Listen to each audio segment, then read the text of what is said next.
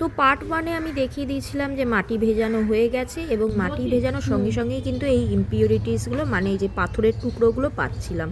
কুচি টুকরো বিভিন্ন রকমের ইমপিউরিটিস বা অশুদ্ধিগুলো কিন্তু হাতে উঠছিল এবং আরও কিছু অশুদ্ধি বা ইমপিউরিটিস থাকবে যেগুলো কিনা আমাদের হাতে উঠবে না, যেগুলো আরও বেশি মিহি। তার জন্য কি করতে হবে, আমাদের ফিল্টার ইউজ করতে হবে।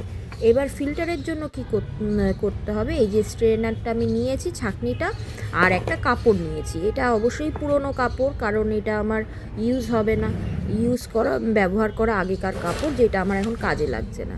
এর মধ্যে আমি স্ট্রেনারটাকে নিয়ে, ছাঁকনিটাকে নিয়ে তার উপর দিয়ে দিচ্ছি, ঠিক যেইভাবে ভিডিওতে দেখা যাচ্ছে। এক হাতে ভিডিও করতে হচ্ছিল, আরেক হাতে করতে হচ্ছিল মাটির কাজ, বোঝাই যাচ্ছে ফোনের একটু যত্নই নিতে হবে। তো তার জন্য গোলাতে প্রথমে ভুলে গেছিলাম, যার জন্য অনেকটা মাটি পরবর্তীকালে থেকে যায়। সুতরাং যারা করবে তারা পুরোটা গুলিয়ে কিন্তু তারপর ছাঁকনির ওপর ঢালার চেষ্টা করবে, তাতে সুবিধা হবে, একবারে কাজটা হয়ে যাবে। আর এই যে ছাঁকনিটা তুললেই দেখা যাবে যে এই যে কত মিহি মিহি যে ইমপিউরিটিসগুলো আছে, অশুদ্ধিগুলো আছে, সেইগুলো আমাদের কিন্তু ইসের কাজে বাধা দেবে যখন আমরা স্কাল্পচিং তৈরি করব বা মূর্তি তৈরি করব। তার জন্য পরিষ্কার মাটি থাকাটা, ক্লে হিসেবে থাকাটা কিন্তু খুব জরুরি। আর till the next part, thanks for watching this video, have a wonderful day.